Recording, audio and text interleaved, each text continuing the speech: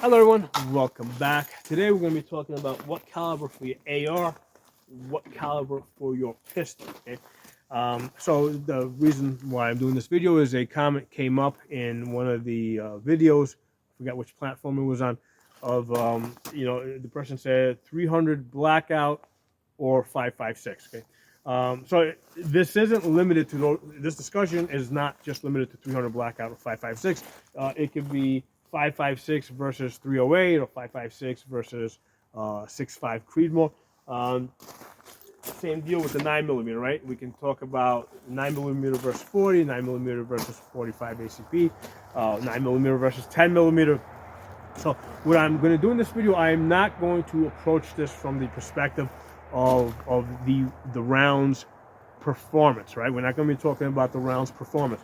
What I'm going to be approaching this from the perspective of how much ammunition can you afford to buy. Okay, so and by the way, I'm assuming here that the person that asked this is a beginner, okay, which is fine, perfectly fine. The part of the reason why I do these videos is to bring new people into the community, to turn non-gun owners into gun owners. Okay, so as far as like I said, I'm not going to get into the performance discussion here because there's plenty of videos out there. I've done videos on there. I've done videos on the performance of these rounds. To sum it up really short, I mean, the 5.56 and the 9mm are very capable rounds. The military has been using them for a very long time.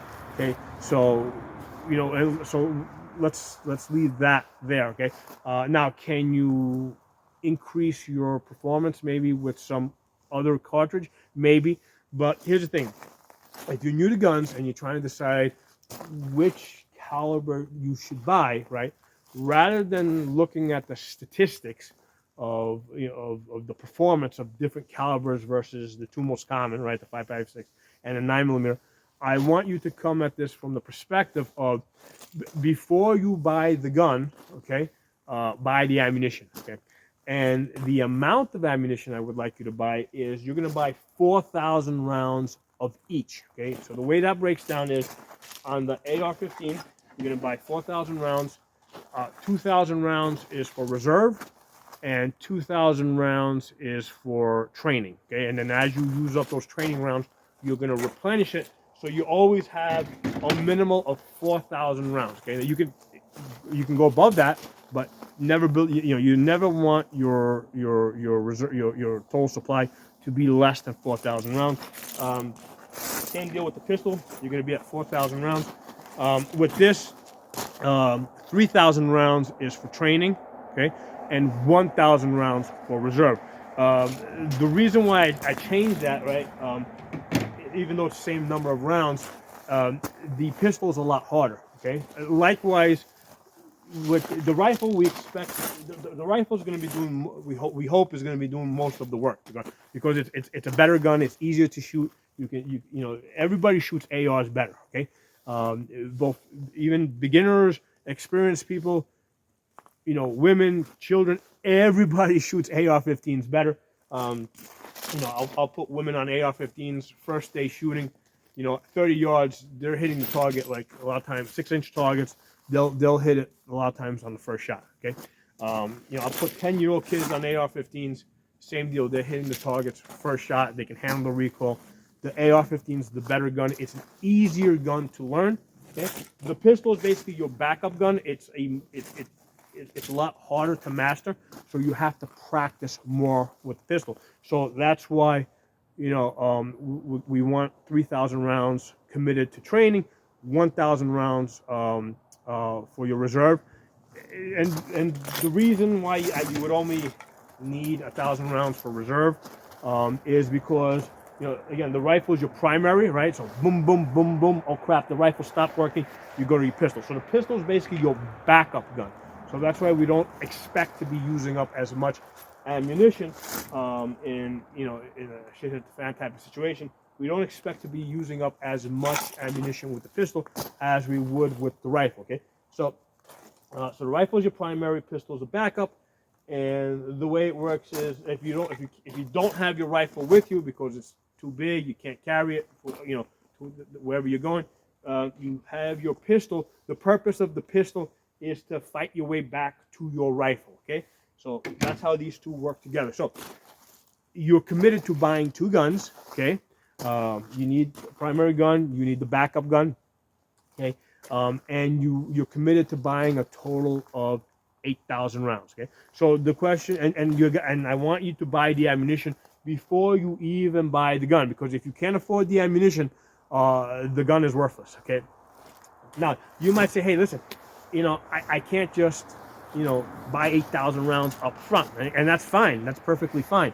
But the point that you just made to yourself is why you need to stick with 5.56 and 9mm, right? Because if you go up to, let's say, a 300 blackout or a 6.5 Creedmoor or 308, all of a sudden you're talking about spending 2 to 3 times more for the ammunition, okay?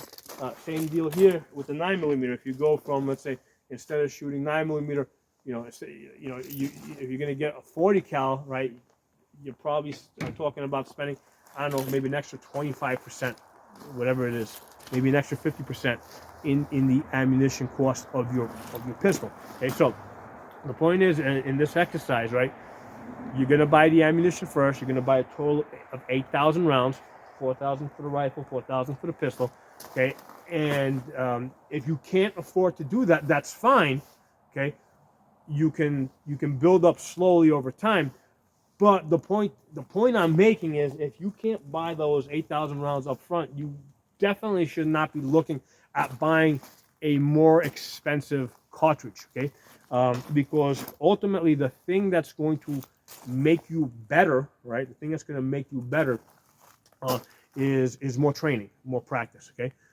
So having more ammunition, right? That's cheaper, that you can practice with more often, is going to get you better than having more powerful ammunition, right? Or let me give you guys an example. I mean, I've been training people now for 12 years.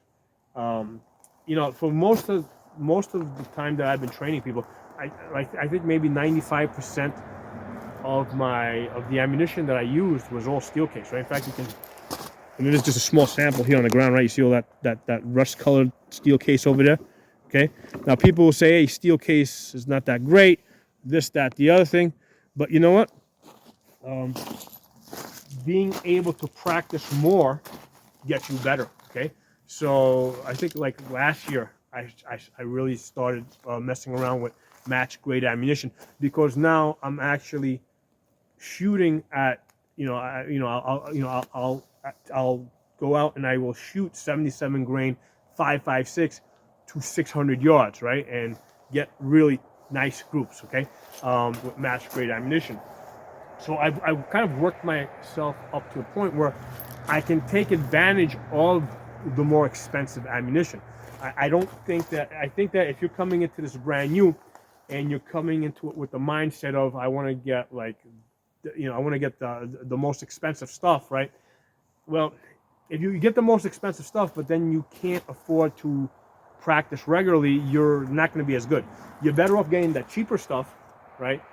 Use that to get better, and then that will get you up to a certain level. And then if you get to the point where, hey, I now want to, I got as far as I can with this, I now want to go a little bit further than that. Now you can consider trading up to something, that's going to yield more performance.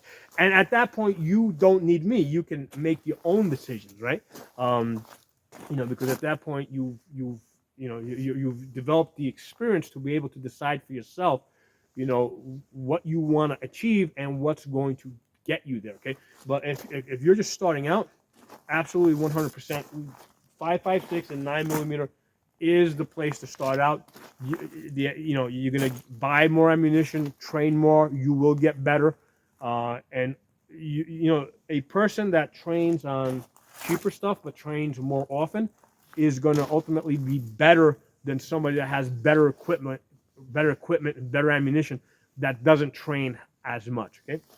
Other thing I'm going to mention real quick, as far as gun choices, AR-15 and a Glock. Okay. Now this isn't even an OEM Glock. It's a Glock clone, right, that I built. The two significant things, right? The three criteria for gun selection that I've mentioned before. Number one, the gun has to be reliable. That means police and military tested. Now, obviously, if you're new to this, yes, you're not going to start off building Glocks. So just go get yourself a Glock, a factory Glock, right? MOS, make sure it can take an optic, okay? If the gun will not take an optic, it's an antique at this point. Everybody shoots optics better. I put women and kids on these guns all the time. They all shoot the optics better than iron sights. Eventually you'll go back and you'll get good on the iron sights too, but start off with, with performing the best that you can possibly perform, okay? So I recommend AR-15s and Glocks because the patents basically on these two guns have expired. Three criteria. Number one, police and military tested, right? So that's your AR-15s and Glocks. Number two, access to lots of parts, right? So you can buy aftermarket parts, fit them in there. They're all basically spec. They'll fit, right? So you don't have to go back to the manufacturer to buy the parts, right? And number three criteria, knowledge to fix the guns, right? So if the gun breaks, right, you want to be able to find people that can fix the gun, right? Or you yourself learn how to fix the guns. AR-15s and Glocks, these are the two guns that are most commonly built. There's more people out there that know how to build AR-15s and Glocks than any other gun, right? So three criteria for Glocks, for gun selection: reliability, right? Police and military tested. Access to lots of parts, aftermarket parts. Don't get stuck with just having to go to the manufacturer. And knowledge to fix the guns when they break, again, without having to go back to the manufacturer, right? Or even to a gunsmith, right? You want to know about there's lots of people out there that know how to fix these guns, right? And as far as the calibers, 9mm, 5.56. Get good with this, okay?